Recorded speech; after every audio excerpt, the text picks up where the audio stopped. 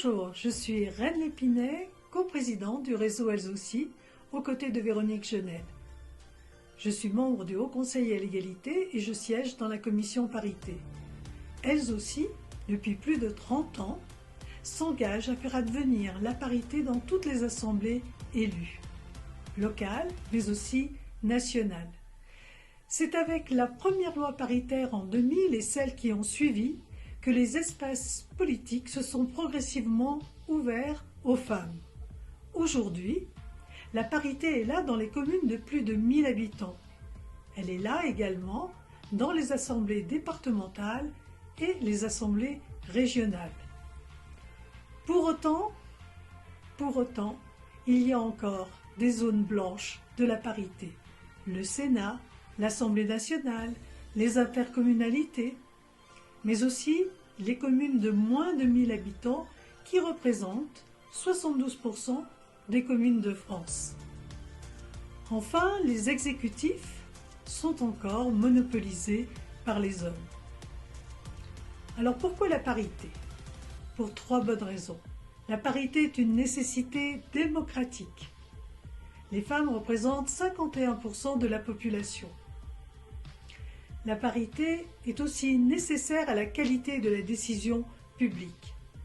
La parité, enfin, est une composante du droit à l'égalité réelle entre les femmes et les hommes. Alors, rêvons pour 2024. Inscrivons le principe de parité dans notre constitution républicaine.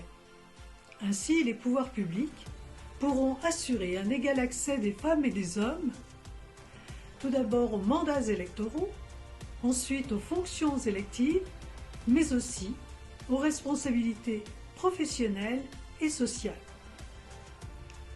La parité, une utopie? Édouard Herriot disait « L'utopie, c'est une réalité en devenir ». Alors, rêvons ensemble, agissons ensemble, femmes et hommes, pour faire de la parité une réalité en 2024. Très belle année à vous toutes, très belle année à vous tous. Chers amis d'Elles aussi, coprésidente aux côtés de Reine Lépinet, il me revient de vous présenter nos vœux. Plus que jamais, notre association se mobilise pour la parité dans les instances élues. 2024 sera une année d'élections européennes et porteuse de défis. Notre association, Elles aussi, sera attentive à toutes les lois concernant les droits des femmes et sera surtout force de nos propositions auprès de nos politiques. Le 9 juin, une nouvelle assemblée sera élue au Parlement européen. Cette institution peut vous paraître éloignée de vos préoccupations. Pourtant, elle œuvre pour le quotidien de chacun et de chacune, et elle est essentielle pour parvenir à l'égalité femmes-hommes.